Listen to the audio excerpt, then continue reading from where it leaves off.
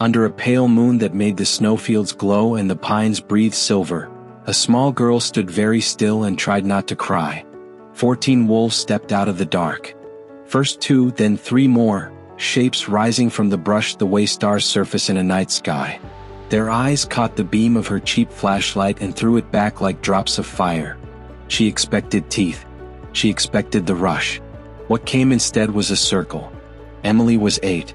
She had wandered away from the campground at dusk, chasing fireflies with a washed-out pickle jar and the kind of confidence only children and drunk men carry into the woods. The trail she'd meant to keep in sight dwindled to a suggestion, then to nothing, and the forest changed its voice, from summer bright to old and watchful. When the first pair of amber eyes rose behind a log, her heart thudded hard enough to shake the light in her hand. When the second pair appeared, and a third beyond it, the world locked into a hush so complete that even the creek seemed to hold its breath. The biggest wolf moved last. He stepped from a wedge of shadow like something carved out of the night itself, scarred across the muzzle, with a gray sheen over his shoulders that caught the moon and gave him a crown. He didn't growl. He simply stood, ears forward, as the others fanned into a ring around the trembling child. Every instinct in Emily said run. Her legs did not obey. The flashlight trembled, its beam quivering over the alpha's chest, and the wolf flinched at the glare but did not retreat. When she lowered the light, the line of tension through his spine eased. A breath moved through the circle, fur settling, paws shifting in the duff, and then a young female slipped in front of Emily, not to strike but to block the direction she tried to step. It felt less like a trap and more like a boundary, not that way. Far off, under the same moon, 2 parents scoured the Silverpine Forest with headlamps and fear. John Reese pushed through alder thickets and called until his throat rasped. Sarah, fighting panic with tasks, gave the rangers details: age, height, clothes, favorite hiding games, as if the right fact could conjure their daughter from the trees. Park radios crackled along the trails above the lake. A helicopter crew scribbled coordinates on a knee pad and prayed for dawn. Inside the circle, the alpha lifted his head and sang, a long, clean note that braided the night into one living strand.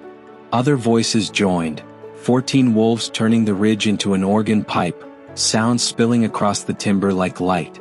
The hair rose on Emily's arms. Not fear. Not exactly. Something older. When the chorus fell, the alpha turned, made a short, throaty bark, and the ring opened into a narrow lane. He looked back once, then again. Emily understood. Come. She went. The pack moved around her, not jostling but near enough that she felt heat through winter air. When brush snagged her jeans, a lean male shouldered it aside. When she stumbled on a root, the young female steadied her with a bump of the shoulder. They went like that, small steps, stops, checks, over the Black Creek and up a knuckled slope to a pocket meadow where frost flashed like ground stars. The alpha took a place at her left hip. The wolves made a wide oval and lay down. Emily knelt at the creek and drank. Cold needled her teeth. When she turned, the alpha hadn't moved. He watched her the way a father watches a toddler near stairs, intent without hurry. She put her hand out, open, palm up the way John had taught her to greet skittish dogs. The alpha didn't sniff her skin. He sniffed the air above it, as if weighing the scent of fear and campfire smoke and the cheap banana shampoo her mother bought last week. Then he lowered himself, folded paws tight, and closed his eyes. The perimeter tightened. Breath steamed. Somewhere beyond the meadow a branch ticked and another wolf bristled, then settled when the alpha flicked an ear. Emily lay down on the moss. The night bit at her cheeks. She inched closer to the alpha until the heat in his fur took the edge off the cold. Her cheek settled into the knit of his shoulder. For a while the only sounds were water over rock and the quiet, slow piston of a wild animal's breath.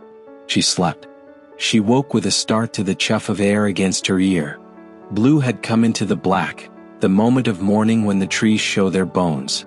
She pushed up on an elbow. Frost glazed the wolves' backs. The young female yawned, long tongue curling like ribbon, and nipped a brother's ear, eliciting a squeak. An ordinary family in an extraordinary place. Emily sat up and the alpha stood in the same heartbeat, shook frost from his shoulders in a silver spray, and looked toward the ridge. Far off, the mechanical insect hum of a helicopter stitched the air. He tipped his chin. The pack rose. They traveled the way the sea moves. Small surges, pauses, a collective sense of current. On a shoulder of rock that looked down into a bowl of trees, Emily saw the helicopter bat a line over the canopy, sun making the glass nose flare. She shouted. She danced. She waved her jacket. The machine banked once and kept going. She bit her lip until it hurt, and the Alpha pressed his flank to her leg and held there until the churning in her chest settled. Her stomach cramped. Hunger is a sound when you've done enough walking. A yearling with front feet too big for the rest of him vanished into grass and came back with a small limp vole, laid it at her sneaker like a gift that mattered. Emily's throat pinched.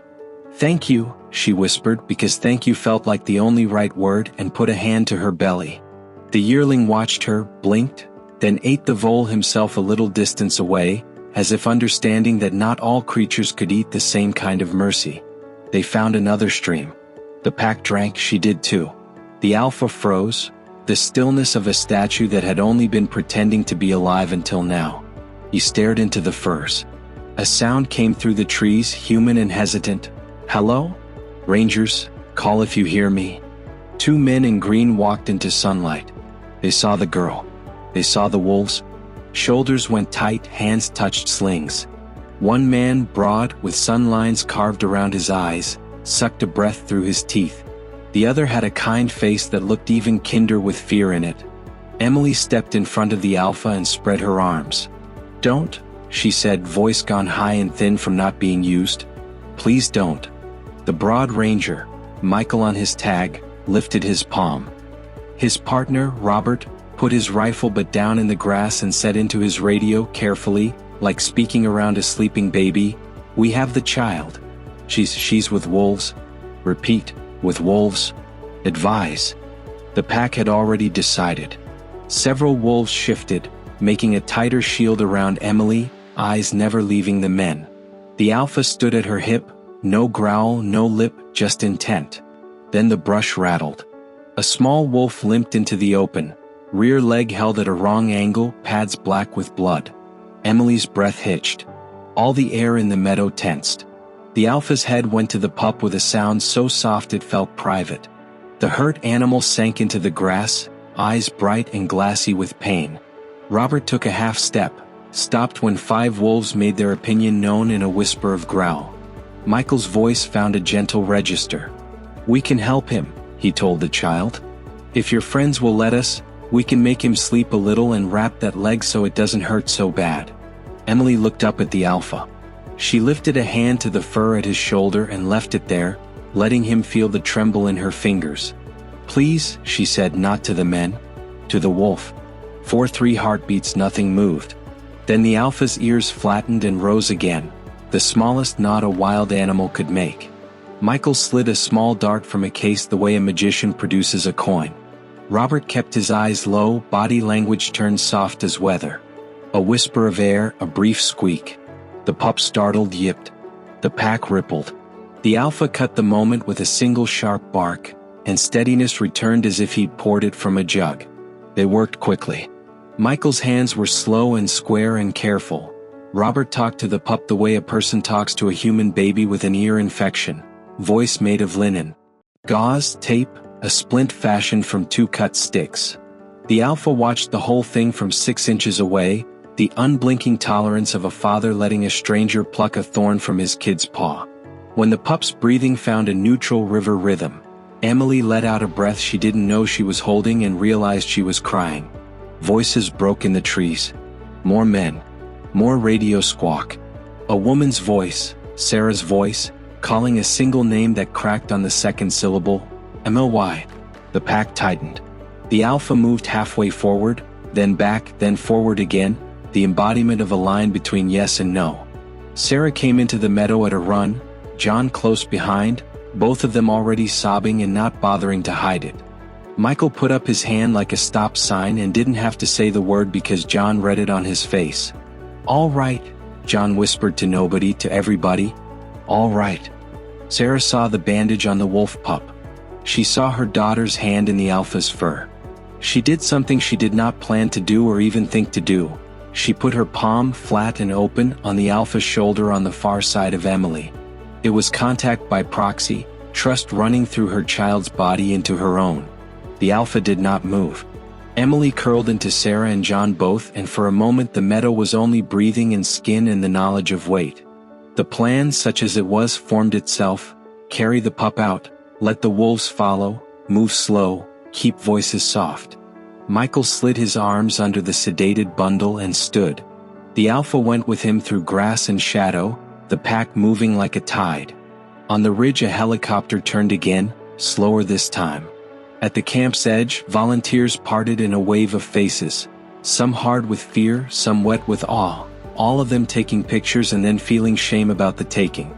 A wildlife rescue van arrowed into the lot, white letters on the side, Silverpine Wildlife Center. A veterinarian stepped down, a woman with silver streaks at her temple and a name badge that said Dr. Morales. She looked first at the child, then at the wolves, then at the pup in Michael's arms. She nodded once, a language all its own. Clean wound. Bad infection. We can fix this, she said, to the air, to the forest, to the camera lenses, to the animal itself. The pack held to the last fringe of trees. Cameras clicked like insects, and a young wolf startled at the staccato sound. The alpha low whined, a small sound that calmed the pack and made the onlookers tear up for reasons they could not have named.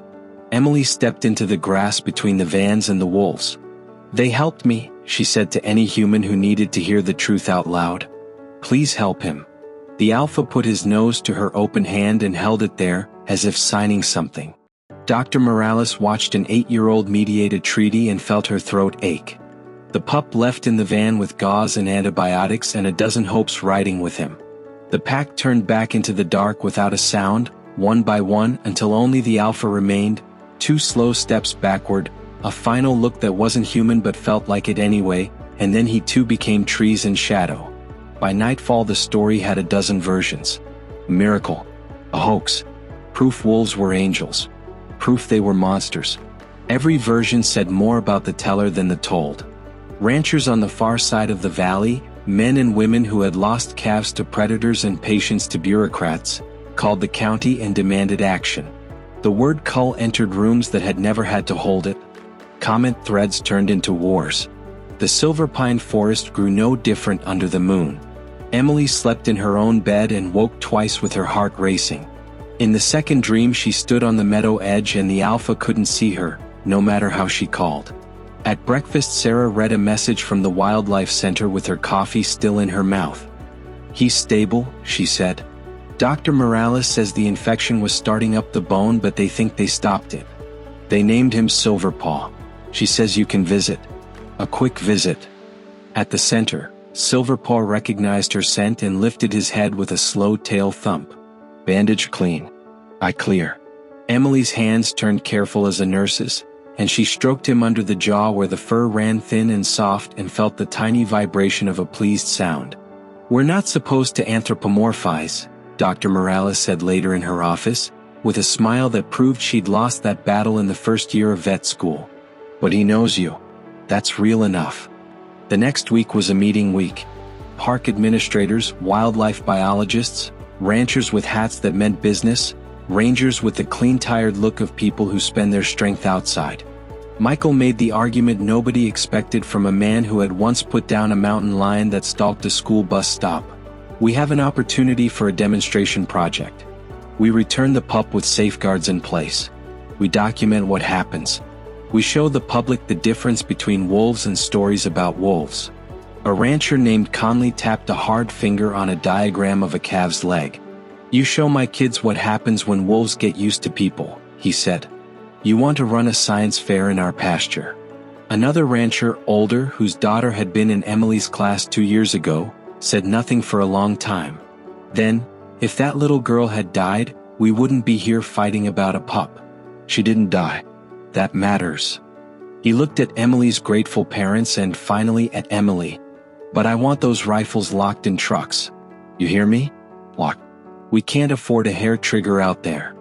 They set a clock no one could see. 2 weeks to make a case for coexistence strong enough to give the story room to breathe. Dr. Morales ran tests and cleaned stitches and charted the line of healing like the slow turn of a season. Silverpaw howled at night with a small, sorrowful voice that picked up other voices from the North Ridge and threaded them into his dream. Emily visited twice, no more. Dr. Morales demanded limits and kept them. When she came, she read aloud old children's nature stories with polite foxes. And then, embarrassed by the foxes, she switched to just talking about school and favorite cereals and the way the lake smells in September. Silverpaw closed his eyes for the sound. On the 13th day, a fog hugged the pines like wool. A line of trucks nosed into the service road turnout. Rangers carried radio pelicans and binoculars. Dr. Morales' team lifted a travel crate down with the care of pallbearers at the funeral of something you'd loved and fought with. A camera crew set up a long lens and rehearsed restraint. Ranchers stood back with arms crossed and their worry worn outward. John and Sarah held their hands like they were holding eggs. Emily climbed 3 wooden steps to a waist-high platform inside a small enclosure built of timber and mesh. The safe box the team had made for her, ringed at 30 feet by a portable fence to give wolves a polite boundary to ignore if they chose. "Remember," Michael said to everyone like a teacher before a lab, "we let it happen. No sudden movements.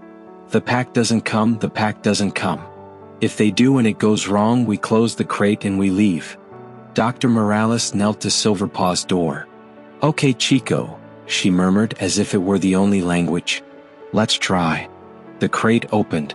The young wolf stepped out, put his bandaged paw down, then up again, gauging the world by the way it smelled when you'd been breathing antiseptic for a fortnight. The meadow felt like a memory returned, damp, cold, full of untranslatable news. He tilted his head and sang one thin, yearning line. It floated up the fog. The answer came from the ridge, a long, low chord that made Emily's skin pebble and every adult there forget for half a second to have opinions. Silver shapes moved where the trees cleared their throats. 1, then 3, then all the rest. 14. The alpha came first, moving the way a river moves around a stone, a little scar wider now in the daylight on the bridge of his nose. Silverpaw went toward them the way water runs downhill.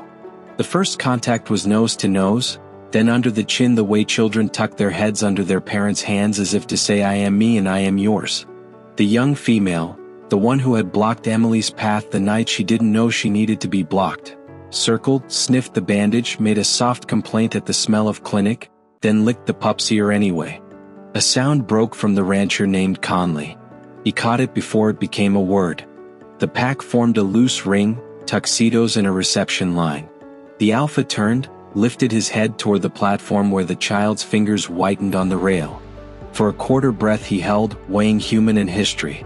Then he walked toward Emily with the slow, unbreakable gait of a choice he'd already made. The enclosure gate clicked open. Michael put a hand on John's sleeve to stop the reflex of fatherhood.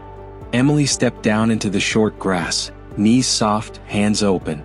She stopped 5 feet out and didn't do anything at all. The alpha closed those last feet, not the way a dog comes for petting but the way a wild thing approaches a boundary it has decided to cross for one specific reason. He placed the cool leather of his nose in Emily's palm and exhaled. Somebody behind her sobbed and tried to make it a laugh, and everybody pretended not to hear it to give the moment privacy. Dr. Morales did something she had promised herself she would not do on film. She took off her glasses and wiped her eyes with the cuff of a wool sweater twice. If this moment made your heart slow down and your shoulders drop, you're the kind of person we tell stories for. Take a breath with us. If you want more true-to-nature tales that end with hope instead of heat, consider subscribing and leaving a comment about the part that surprised you most. It helps more than you think, and it tells the algorithm you like kindness. The ranchers didn't clap. That would have made it a game show. They nodded, which in that county counted as 3 handshakes and an apology.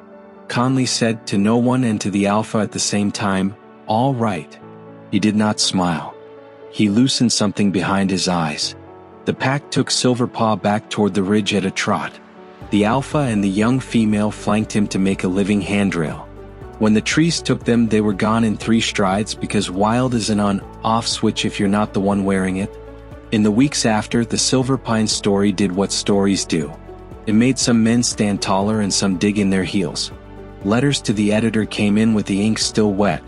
A billboard on the highway showed a stylized wolf, jaws bright with artistic license. Someone sprayed a heart over the teeth in the night and nobody painted it out. The park ran a workshop for livestock-safe fencing and put Michael and Robert in front of a room where they never liked to be, and they said the words anyway. The county approved funding for a second wildlife vet. Dr. Morales hired a kid from town who had been cutting lawns and writing English papers about beavers. The helicopter crews still flew search grids when toddlers vanished on trailheads and old men forgot which way their trucks were pointed at dusk. The forest, as ever, was a place that owed us nothing and sometimes gave us everything. Emily went back to the meadow twice. Both times with permission, both times for under an hour, both times leaving without calling because calling felt like a tax. Still, sometimes at night on the back steps she would hear a long low ribbon of sound from the ridge and feel something inside her go very quiet, like a library right before a reader turns a page. In late December the family drove the service road after a snow and found a place where tracks had made a kind of ledger. Wolf prints overlapped elk prints which overlapped coyote which overlapped a single clear set of small boot treads. She put her boot in her old boot's ghost and didn't fit, because you don't get to be the same person twice. She thought of the alpha's breath warming her palm. She thought of Silverpaw's thin, brave howl bringing the world to him, and she smiled in a way that John would never get used to and always be glad for. Back home, she wrote a letter on lined paper she tore from a school notebook and folded it twice and tucked it under a flat rock where the back steps met the ground. No one had told her to do it. She did it anyway because there are languages that rely on gesture more than on grammar. "Thank you for the night," it said. "Thank you for walking me home. I hope you are warm." "I am warm, Emily." The snow came late and stayed long. In March the pack put down pups somewhere between the creek and the old fire scar and none of the cameras caught them because they were not ours to catch. In April, during one of those rains that sound like 1,000 hands drumming on 1,000 tabletops, Dr. Morales stood at her clinic window with a paper cup of bitter coffee and watched a boy she'd hired clean the floor with reverence. She thought about the peculiar way empathy worked, how it stretched, how it failed, how it surprised her on Tuesday afternoons when she least expected to be surprised. She thought about an 8-year-old putting her hand into a world that had been told to fear her and a wolf putting his nose there and exhaling, and she let herself believe that this was not an exception so rare it meant nothing. She let herself believe it was a pattern we hadn't noticed because we were so busy telling each other the end of the story before the beginning was even over.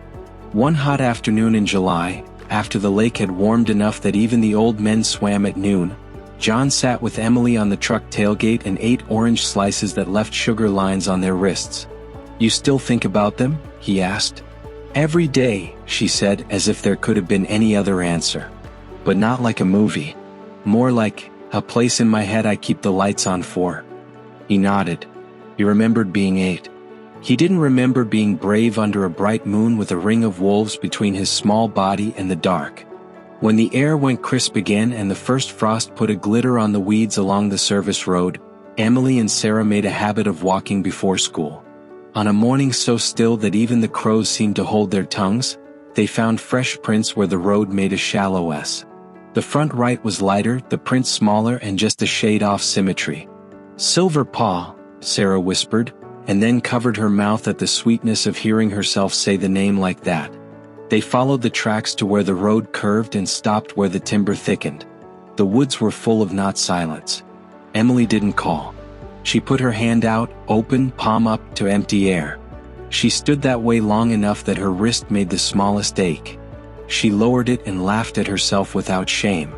When we tell this story we could end right there, with a hand lifted to a line between worlds and nothing terrible happening to it.